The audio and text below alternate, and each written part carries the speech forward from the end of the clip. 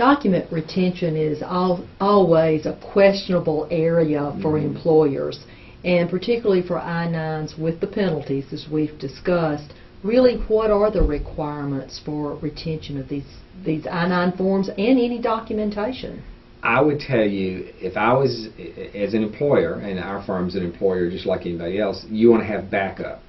You want to probably have the paper I-9 forms in the one folder we were talking about in a locked cabinet.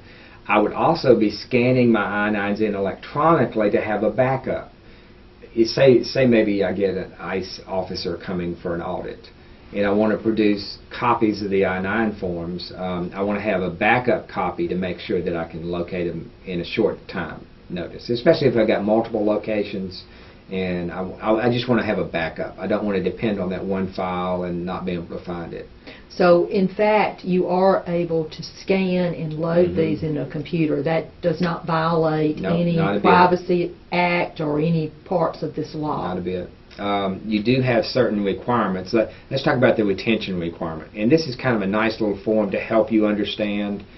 You have to retain an I-9 form for 3 years from the date it was filled out, completed, or from 1 year after the employee leaves you, whichever is longer. Say somebody has worked for me for 6 months. I've got to retain that I-9 form for 2 years and 6 months after they leave my employment. Say if they worked for me for 4 years, I've got to retain that I-9 for 1 year after they left my employment. Does that? It makes sense, okay. But it's just more paperwork to keep up with. That's why this form would be very valuable. And what you need to do as an employer is set up a form retention, because you don't really want to keep I-9s that are 10, 15 years old. To the extent that maybe you made errors on those I-9s that weren't corrected and things like that, but you need to have an internal retention policy that complies with the statutory requirement. So you can retain them 3 different ways: paper retention, microfilm. I don't know many people doing that anymore, but microfilm retention, or electronic forms retention. You're able to set these forms up. Large employers, a lot of times they're setting these up as totally electronic documents. They're having employees come in and electronically sign in their blocks. They're having the employer section electronically sign. They're storing them totally electronically. So that's an option. Or you can do what we're talking about: paper fill them out, scan them in, and save them electronically.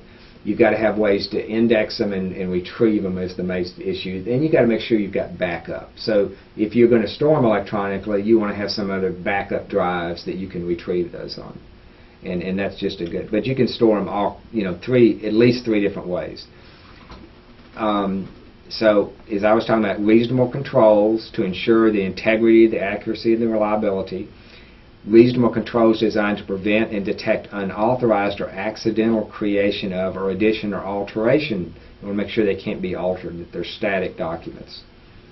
An inspection and quality assurance program that regularly evaluates the electronic generation or storage. An indexing system that permits the identification and retrieval.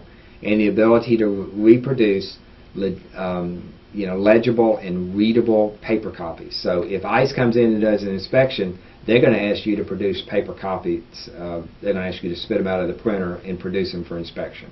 Well, I guess the other thing that comes to my mind is be sure there are 2 people that have access, because what if the main one is on vacation when ICE walks in the door? Has a password and